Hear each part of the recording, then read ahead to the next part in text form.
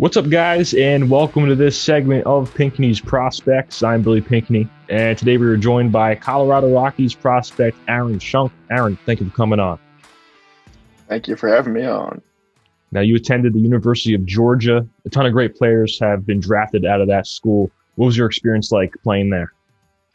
Oh man, I absolutely loved it. Had a really good group of guys with me. The class that I came in with was awesome. Really good coaching staffs as I went through. Had a lot of guys that had a lot of influence on me and kind of pushed me to be where I am today. Now, the Rockies later drafted you in the second round in 2019. High pick. Talk about the moment when you found out and how exciting that was for you. Oh man, it was awesome. It was crazy. Been dreaming about it my whole life.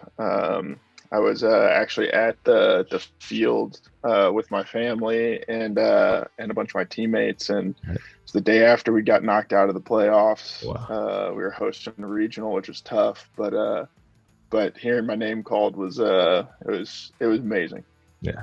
Now, you were also a two-way player, but the Rockies drafted you as an infielder. Do you think we'll ever see you pitch in pro ball?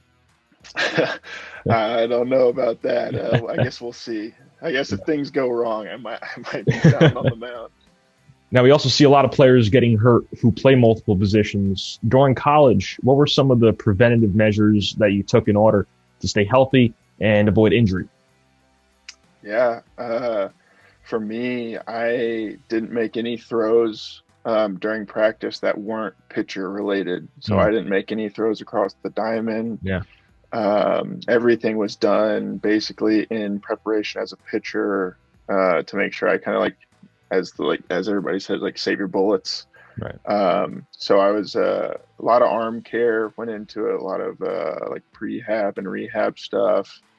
So it's just about being diligent, about being on top of it, treating your body right, getting lots of recovery in, and worked out pretty well for me. I was able to avoid injury on that kind of stress kind of side. Right. Because we see a lot of guys in high school or college injure so many different parts of their body from pitching, and especially their elbows and shoulders. I've seen, multiple of my teammates had Tommy John in high school, so it's tough to see. And oftentimes players don't understand, how to take care of your arm, and even the coaches, a lot of them, they're just putting you out there. They don't care. They just want to win. And that's the tough part about it. So now going back to your career, you also had a nice year in 2019 in low A where you started your pro career. And I'm sure there were quite a few adjustments that you need to make to the pro environment, especially since you weren't pitching and the scheduling is different. Yeah, a lot of adjustments made. A lot of nights spent sleeping on a bus, sitting upright, which was it was a change from. I told a lot of people that I felt like I got pampered at Georgia at a big SEC school compared to pro ball, and you don't really realize how many things you have and resources you have at your disposal when you go to college. Everybody's there trying to make sure that you do well and that you succeed. And it's like that when you get to pro ball. It's just there's not as much money at the lower levels. Mm-hmm. So it's a grind. They put you through it, and there's a lot of adjustments you have to make on the field and a lot of adjustments you have to make off the field. And you go from being a student and an athlete and having a social life to your whole life is baseball when you're in season. So you kind of learn who you are and how you have to handle yourself and how you have to carry yourself in season to succeed and be a player. Right. Now, I want to touch on your mindset when you step into the box. What comes to mind when you step in there and start to zone in? Yeah. For me, it's I try and knock everything out. I step in, and part of my routine is I step in and I get my bat. I kind of do this little thing with my feet, and one of my buddies in college that my junior year he got with me, and he was like, "It takes two to dance."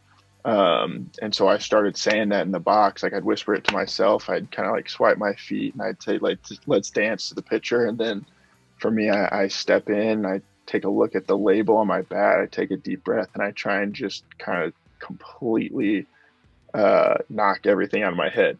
I want to let my body do what it does because I've practiced up until that point. Can't really think anymore at that.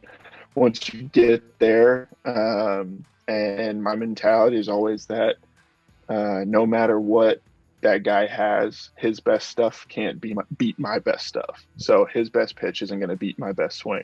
Yeah. Now, were you part of this past season's alternate site for the Rockies? I was. Okay. How was that? Was that experience like? I mean, working with those guys who are at the top level. I mean, the big leaguers and guys in AAA. Yeah, it was awesome. We got to really see how you're supposed to handle yourself, how you're supposed to carry yourself every day. Practicing so closely with those guys, it was really cool. Got to practice a lot with Josh Fuentes and Brendan Rodgers, who are guys that have been bouncing back up and down a little bit for the Rockies, for our organization, and they're big leaders in our club. And watching those guys and see how they carried themselves and the way that they handled their business every day was really good experience for me as a young player, getting to see how it's handled up top. Right. Now, you're also currently on the Rockies' top 30 prospect list at number 6. I'm sure it's nice for you to know you're on the list, but my guess is that you're mainly focused on your performance on the field and not putting too much attention on the rankings. Yeah. Baseball's a game of what have you done for me recently? Yeah. And so it's you can't be complacent in our game. So pretty much everybody in our game is focused on how they can improve and what they can get better at, and what's going to propel them forward, and what's going to make you a team guy, what's going to make you a big leaguer. So what's going to keep you there? Right. I'd love for you to talk about the Rockies organization, how they've been able to work with the younger guys in their organization, and maybe some things that surprised you in terms of how they take care of their guys. Yeah, I love our organization. One of the first things that jumped out to me early on was we had a meeting while we were out in short season. We're out in Boise, and I became really close friends with our first rounder, and we were out there and we had a meeting. Some of the top guys in our front office came, had a visit while we were on the road, and they had a meeting with us, and they said, like, kind of, they were running over what it means to be a Rocky and stuff like that. And what fired me up was that everything that they were going through on their list was kind of the way I played the game. Like, one of the big things is when another team sees our bus pull up to the parking lot, that in the back of their head, they're going to think, okay, these guys run every ball out hard, whether it's a ground ball to the pitcher, or if it's a double on the wall. They run hard, they steal bags, they dive for balls, they get dirty. And it's kind of cliche stuff that you think, like, oh yeah, like all ball players like should play hard, but you don't hear it as much. But it just fired me up to know that they were a really, like, gritty, hard playing organization. So really excited about that early on. And then I guess in terms of the way they take care of us is they have our backs 24/7. The biggest thing that I've noticed recently was when all the COVID stuff happened, we were doing Zoom calls twice a week. We were doing full group calls with our hitting coordinator and all the hitters, like in the minors, and then we're also doing it broken up with the team that we were supposed to be with, which affiliate we were going to be with. And so they were reaching out to us on the medical side as well. Our trainers were reaching out once or twice a week, trying to see if anybody in our family had COVID or how we were doing, if we needed anything to handle with it. And then our strength trainers were finding ways to keep us in shape. because at the time I think everybody thought COVID was going to go away in like a month. So they were like, "Oh, what can we do to keep you guys going?" And so they stayed on us and stayed with us, and it's really good to see. It's great. Now, throughout your baseball journey, who have been some figures who have influenced your game along the way? In terms of players or coaches or both? Whoever. So my dad didn't play past high school ball, but he's been a big figure for me, just in the sense of the connection that we've made through it. He's always been somebody that never talked down to me about the way I played. It was always, how can we get better? Do you want to keep going? If not, we're not pushing you to do that. And so I've always just had this really close connection with my dad on kind of pushing myself, wanting to get better. How can I get better at this game? And he's always been there to help me with that. So he's been a big role model for me. Two of my high school coaches, Lance Oobs and Jamie Palmer, really helped me to succeed early on. And to pair with them, Brooke Richards and Shane Hopper were my travel ball coaches at Team Elite in Georgia. And so the four of those guys had a lot of influence on me early on and kind of helped to create who I am as playing the game the right way, playing it hard every day. And then my college coaches were awesome. I have a lot of respect for those guys, and they saw something in me, and they were able to kind of mold me into what I am today, and they really helped to build me into the player I am, and I'm really thankful for those guys. Right. Now, the last question I want to ask you today is, what advice would you give to a younger prospect, whether in high school or college, who might be going through that process of recruitment or getting drafted? Yeah. Some of the biggest advice I ever got was some guys that were on my travel team. They were twins. Their dad always said to show up and play hard.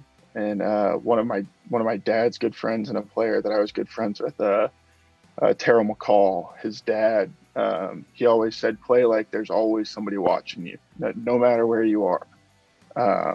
And so I kind of took that a step further, and I took it into like act as if somebody's always watching you. So whether you're off the field, whether you're on the field, if you're in the classroom, if you're in the weight room, be a reason guys want to keep going. Like, be a leader, be a guy that sets an example for your club. Because if you're a prospect, if you're somebody in high school that's trying to play down the road, you can't be a me guy in our game. It's just guys aren't looking for that. Teams aren't looking for that. They're looking for guys that guys want to be around, culture creators, guys that really set an example for the guys around them. So that's my biggest advice. Be a guy people want to be around, and try and be the hardest worker in the room. Great stuff. Aaron, I appreciate you coming on. Yeah, thank you. All right, to all you guys watching, thanks for tuning in, and we'll see you next time here on Pinckney's Prospects.